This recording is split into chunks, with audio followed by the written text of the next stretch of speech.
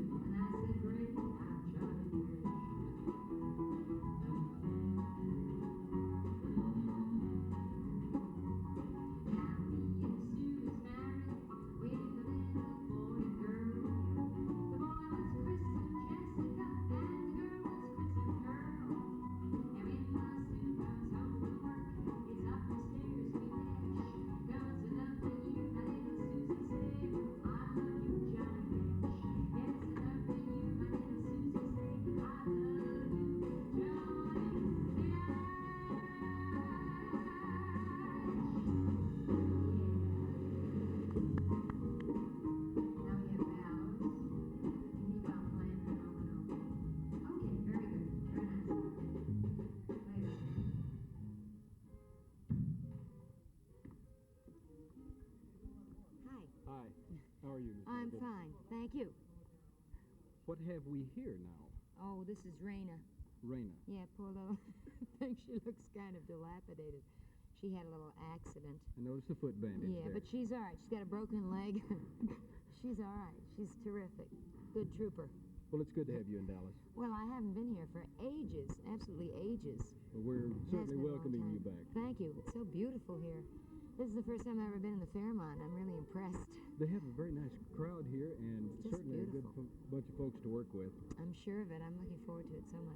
Speaking of working with, I noticed your road manager, Yes. your musical director. How many others do you have with you? I have my conductor, Ben Lanzarone, and my drummer and my guitarist. And then Billy Miller is my road manager. He travels with me and looks after me. Make sure I get fed and have a roof over my head. Have you worked with this orchestra before? No, I haven't. I hear they're great, and they certainly seem to be awfully good, just from the little I heard. They have a very good reputation around the country. Well, you have a reputation, of course, for one thing I recall explicitly is your beautiful command of so many languages in singing.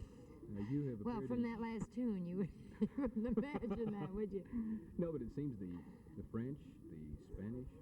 Yes. You worked on the continent for quite some time. Yes, I worked there for 5 years, and I really started there. That was where I got my first break in the business, as they say.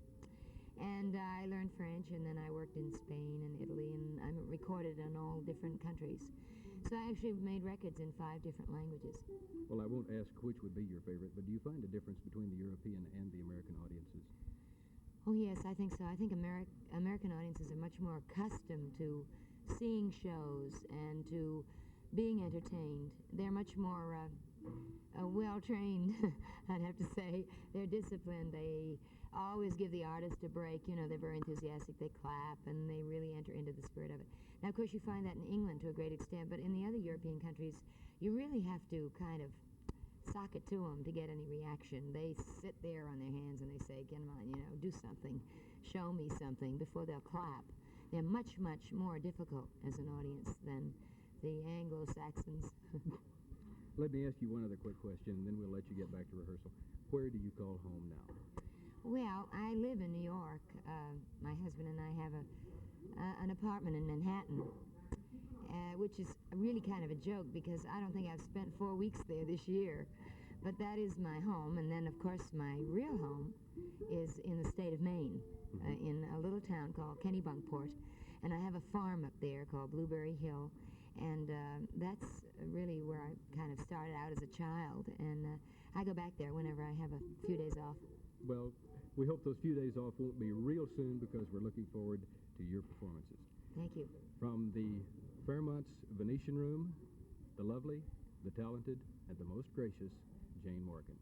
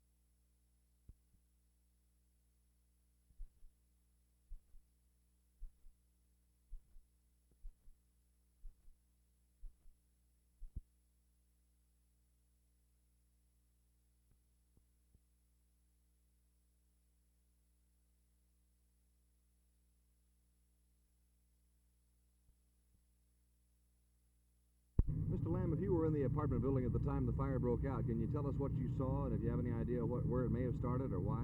Well, I was in bed asleep. My wife woke me up. The firemen were pounding on the door telling everybody to get out. We got out. What did you see as you ran out of the building? Smoke everywhere. Did you have any difficulty in getting out? No, there was plenty of room to get out. The firemen were dragging hoses through the hall, and the water was everywhere. Ms. Lamb, do you have any idea yet what your loss is going to be, or what did you lose? Everything. Clothing, furniture, everything we had.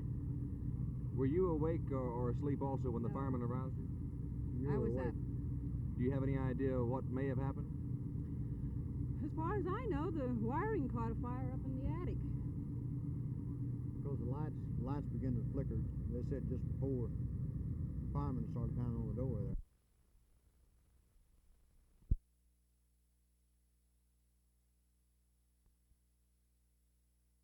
Mr. Downing, what do you see as the biggest challenge when this thing comes up for a hearing before the courts? What do you see as the greatest obstacle to having the agreement work out? The greatest obstacle to having the agreement work out, well, of course, I can't speak for Sunnyco itself. I see no obstacle itself. We've been declared, that Sunnyco has been declared legal in other hearings, and I think when a full hearing is held, it will again be declared legal. What do you intend to do to show cause why you should not be held in contempt as ordered by Judge D. Brown Walker? Well, this is something that we'll have to wait till a later time. We don't feel that we feel as though we are now complying with the judge's order.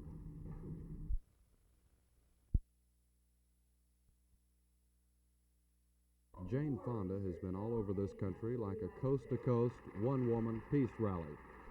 In speaking in Fort Worth today, she has advocated several stands taken directly from her nationwide platform. First of all, she proposes to limit profit-taking so, and we quote, that man will benefit from his neighbor, and so that the masses can benefit from the technology of this country. She proposes that we withdraw our corporate and military presence from abroad so that developing countries can decide for themselves what their future will be.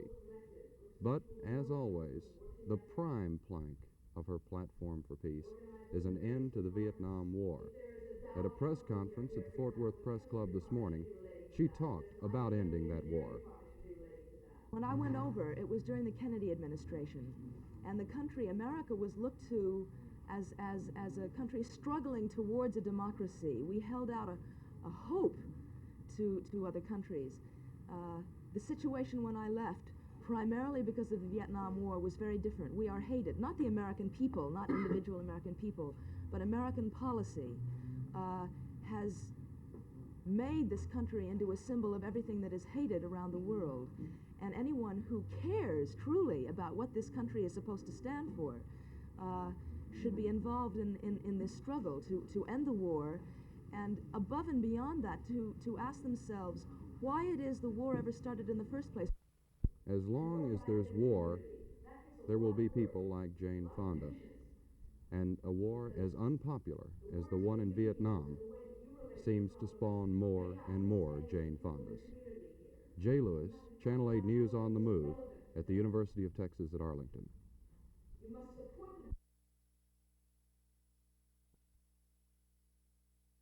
Well, we're real happy, the boys are, of having the opportunity to play in the number one team in the nation, Jerry, and I think they're ready to play a football game. The national ranking is real nice, but we have looked at films in Arkansas State, and they're certainly deserving of that ranking.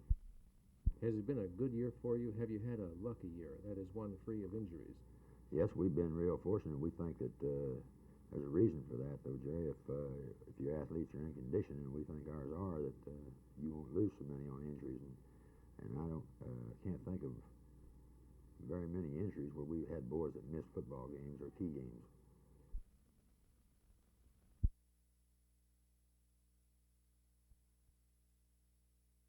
Vern, it should be a great ball game. Texas, of course, the day I saw them, I think they won beatable by anybody in the country. But, of course, Notre Dame are a different type football team than we are. They're big and strong.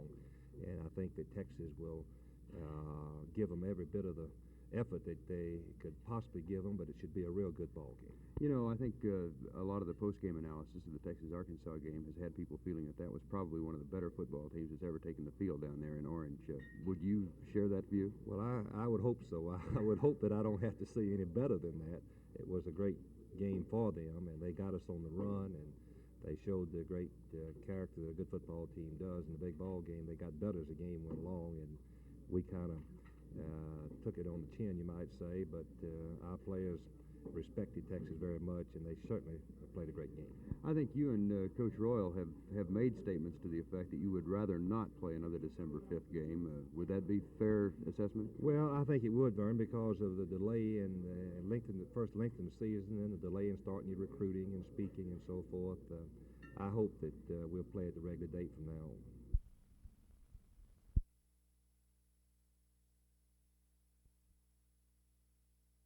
Cats. Well, I think our teams are probably comparable in that respect. We have some quick ball players also, and it should be a real fine football game. Can you look back over the season and see a turning point or a key play or a key game that has given you impetus to come this far in 3A competition? Well, of course, the crucial ball game for us was the McKinney ball game, and that gave us a lot of momentum as far as the district was concerned, and once we got past that, well, we were able to probably start looking down the road a little bit and a chance to play in the playoffs. Is everybody healthy for the game Saturday? Well, I think everybody will be ready to play and be in the ball game. We have one or two who will be slowed down some with injuries, but playing's important to them, and I'm sure they'll come up with a big effort.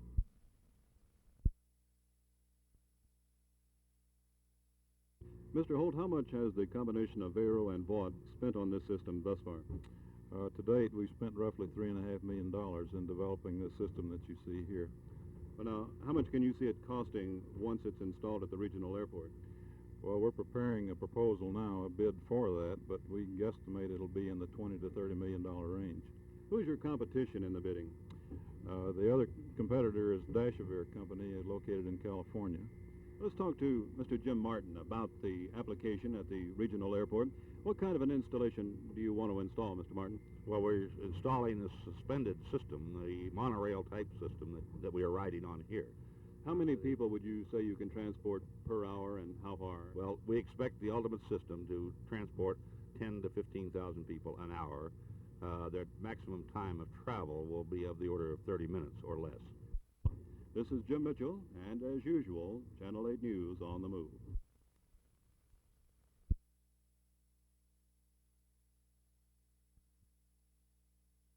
We have received a letter recently from the Air Force Logistics Command which would indicate that they are willing to concede control of the aircraft to us.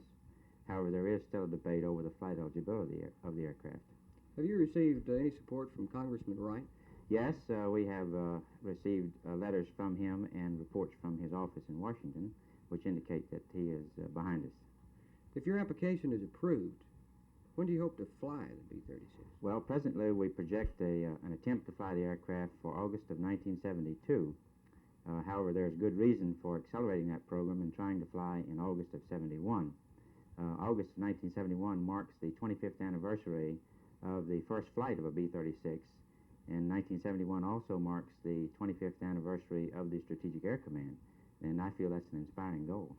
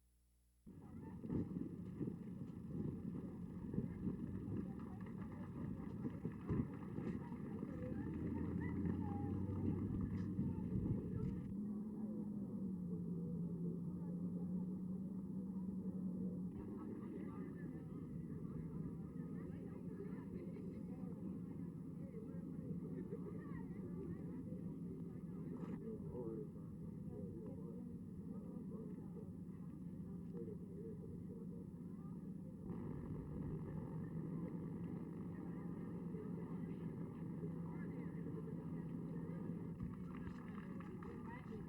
President? Some comments from you about education, your visit here. I'm just dropping by on my way to Killeen. I'm enjoying it very much. Do you have any comments about the college or education in Texas in general? No, I think not. I just dropped in to see this building that President Tanner wanted Are you to show worried me. about colleges like this being able to make it with the present high cost of higher education?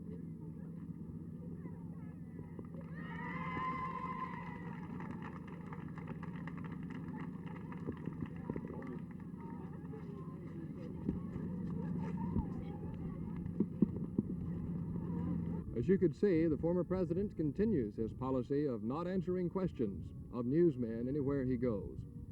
The visit to Mary Hardin Baylor campus here in Belton is now over. It was a very brief visit, the strains of the band heralding the end of the reception at the president's home. This is Rosser McDonald, Channel 8 News on the Move in Belton.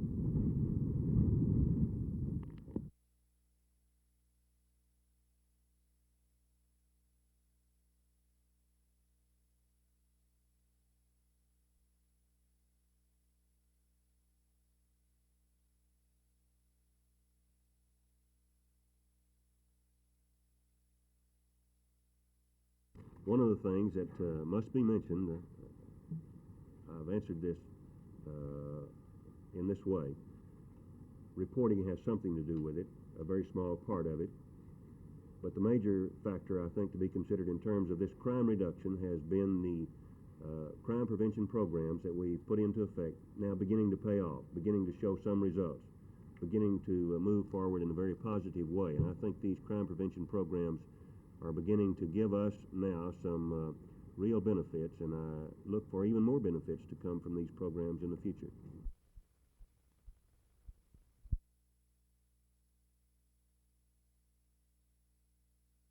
Have you run into any similar problems in other states that may have blue laws or Sunday closing laws, and if so, what's been the outcome there?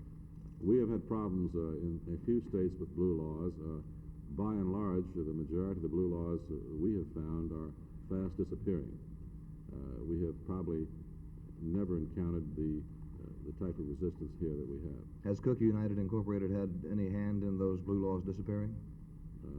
Our policy is to allow our customers the convenience of shopping on Sunday. Has any court action where you've taken part resulted in an overturning of the state law or changing of the constitutional statute? On some occasions, yes, sir.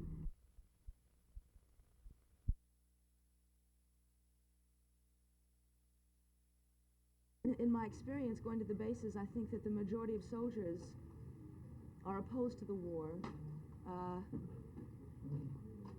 They don't always know specifically what it is that they're opposed to about the war. They just know that they are risking their lives and that their buddies are dying, and they don't know why. This is very clearly reflected in what's happening among the combat troops in Vietnam. They've refused to fight. This has been going on since the Tet Offensive. The soldiers can say, we've had it. We can find no reason to die. We don't want to be blown up anymore, so we're not going to fight. And it's mutiny, in fact. The Pentagon is having a hard time disguising it anymore.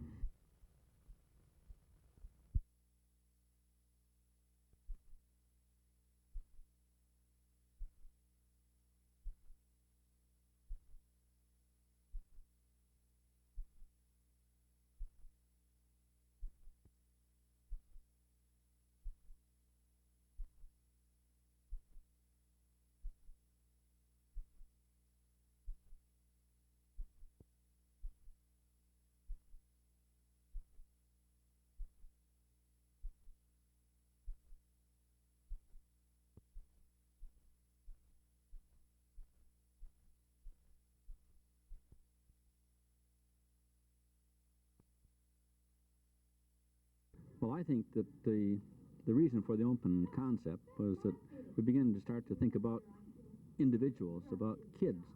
And I think most of us went through school when people tried to group us as being the same, and everybody is very different, has different needs, different home background, And so we have to start from where a person is and go as far as we can with him.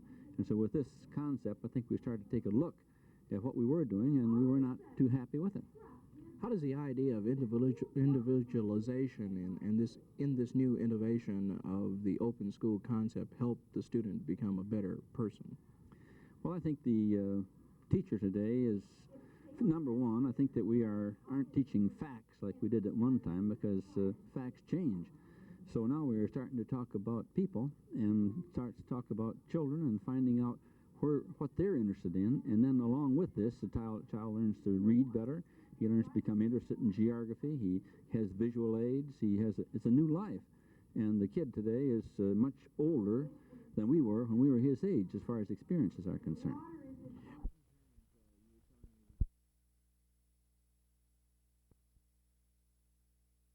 There are two basic reasons why the survey was commissioned by the Fort Worth Chamber of Commerce. First of all, the Department of Labor Consumer Price Index will probably be combined, Dallas and Fort Worth, within a very short time. And secondly, the Fort Worth Chamber of Commerce thought that if indeed it showed that it was cheaper to live in Fort Worth, that it would be a good selling piece for industry. There were 5 major categories considered in the survey: health and recreation, food, apparel, transportation, and housing. The man who is responsible for the interpretation of these figures, and the man who is responsible for doing the selling job to industry, the Director of Research, Jim Harris, of the Fort Worth Chamber of Commerce.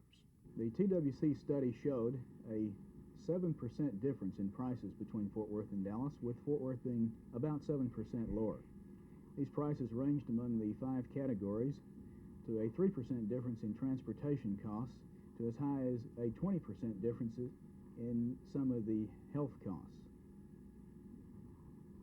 The stores and services sampled represented as much as possible comparable stores in both Fort Worth and Dallas. The TWC senior marketing class tried to be as fair as possible in their comparison between the two cities. They tried to choose stores in similar geographical locations and in similar median income situations. The final results? Maybe it is a little bit cheaper to live in Fort Worth. Art Sinclair, Channel 8 News on the Move, Fort Worth.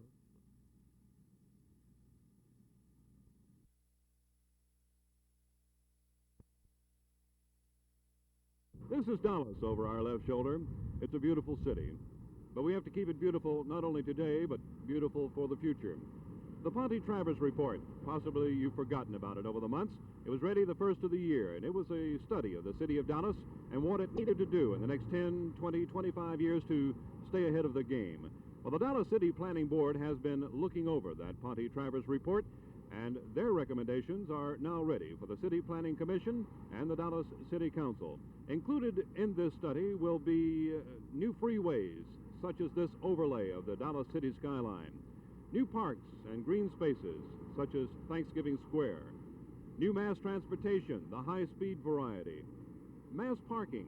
Here you see a large parking garage superimposed over the Dallas city skyline at the Triple Underpass. There will also be underground truck routes and pedestrian ways. We're talking right now about the Dallas downtown area, so let's go downtown. This is Stone Place in downtown Dallas. You know, most of you remember it as when the hippies used to hang out here all day long. Well, how many of you remember it this way, as it used to be? That's what this plan wants to do. It wants to do away with all the narrow, traffic jam side streets in downtown Dallas. Take a look at a street map as it is today. Here's the street map as they want it to be by 1980. You'll notice all the side streets are now gone. Getting downtown today is not too involved, but by 1980, the freeways are going to be something else, let's face it. Is the monorail or another means of mass transportation our answer? We'll have to see about that, but for right now, let's take a ride on a monorail. Of course, this particular monorail at Love Field is only for private livery and is not the answer to the mass transportation problem. This kind of monorail could very well solve the mass transportation problems into the downtown Dallas area. Well, what about this plan? Will it be accepted? That's the question we pose to Dallas Mayor Eric Johnson and the chairman of the City Planning Commission, Mr. Bill Gagnier. I don't feel any doubt at all about that. I don't think we have any choice in the matter. I think we have to follow those recommendations as closely and as quickly as we can. I think the commission will react favorably to the study and to the recommendations of the committee that worked on the thoroughfare studies and the open space studies. Of course, there are also a number of problems involved in this kind of project, like how long will it take? Well, it took a year to study the study, so it looks like it's going to take 20 or 25 years to implement this plan. Of course, there has to be the question, how much? That's a question we ask. And there's no way of knowing that. There really isn't. One thing is for sure, it's going to cost a lot of money, and that Crossroads Bond project, well, the money derived there is going to go about as far as buying the titles to Gone with the Wind. This is Jim Mitchell, Channel 8 News on the Move.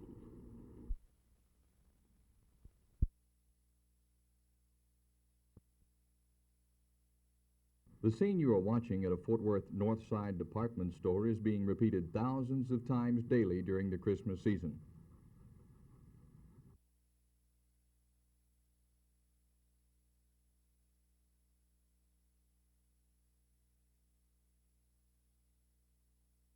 It's a time of rushing to the store to pick up gifts for the family, and in this rush, counterfeiters increase the pace at which they pass bogus money, phony $20 bills that look like these. You see anything wrong? Well, let me point out some of the differences. This bottom note has a faded, washed-out appearance, but the key is this serial number right here. It's much too low, the one in the lower left-hand corner, almost touching the signature of the Treasurer of the United States. In the top note, there's very little contrast between the dark and the light areas. One of the key areas, say Secret Service agents, is this part called the webbing around the numerals in each of the four corners. This webbing is not nearly as sharp as it would be on a regular $20 bill. In addition, each one of these bills does not contain the fibers that only the United States government can put into a real U.S. note. Secret Service agents say that as much as $1,000 a day is being passed in the Dallas-Fort Worth area, mostly in large department stores. 2 or 3 groups apparently are passing the phony money, mostly 20s. Agents suggest that periodically everyone should check his money and report any discrepancies to the Secret Service. Jerry Park, Channel 8 News on the Move, Fort Worth.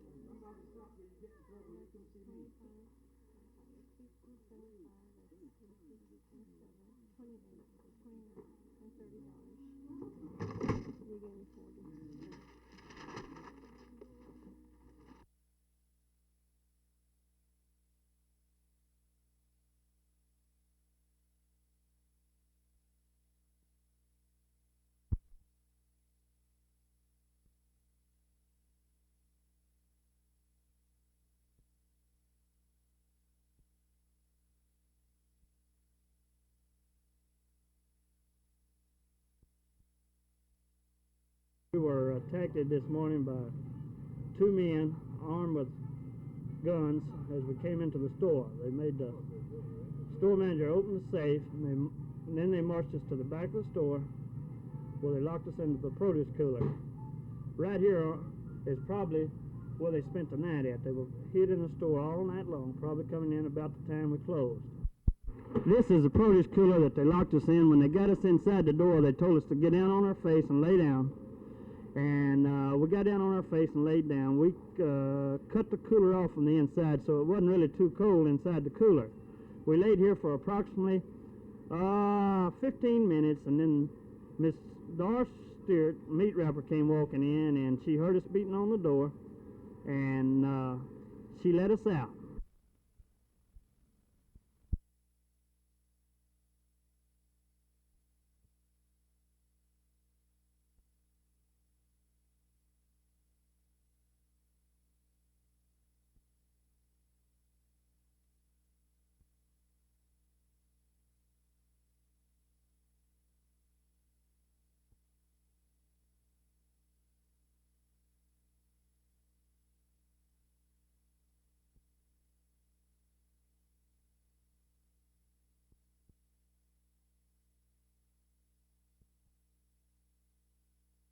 Well, I'm just happy to see George Bush's obvious talents recognized. I don't know that much about the UN, but I do know this, that George told me that he was not going to accept a position unless it had a tremendous amount of challenge.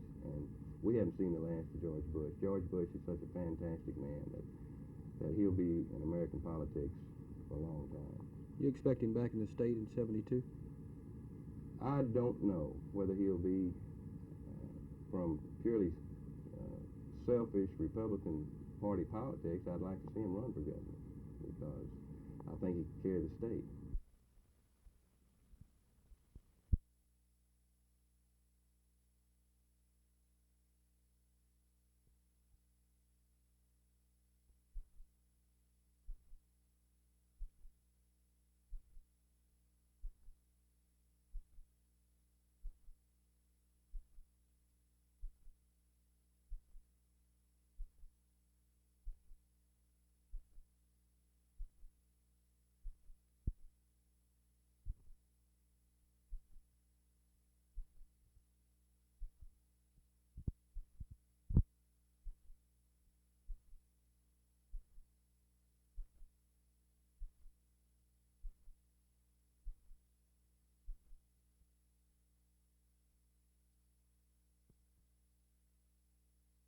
Now, traveling the way you do, we've had so much that has been described about America today as being America of discontent, of upheaval.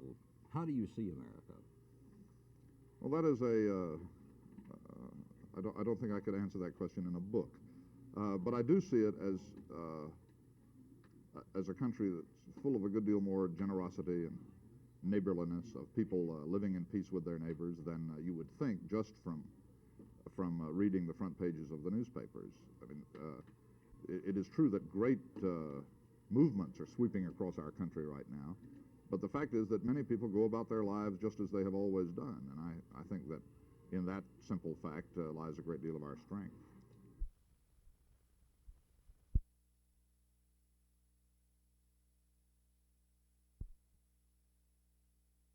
Well, I think of two that we can talk about two different categories here. The first category would be that of governmental structure, and the Commission has concerned itself with how we improve the ability of local government units to solve problems, how we strengthen city government by providing them with some additional authority, how we strengthen county government, how we provide for regional solutions to problems such as transportation.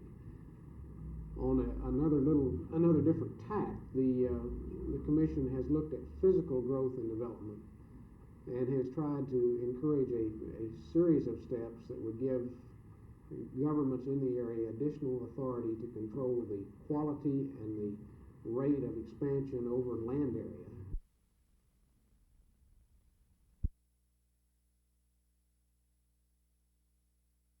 I believe there are ways, Jess, that we can accomplish these things if teachers will stay together in their professional organizations, if they have strong, effective consultation agreements on the local level, and work with their local boards of education and their local administration.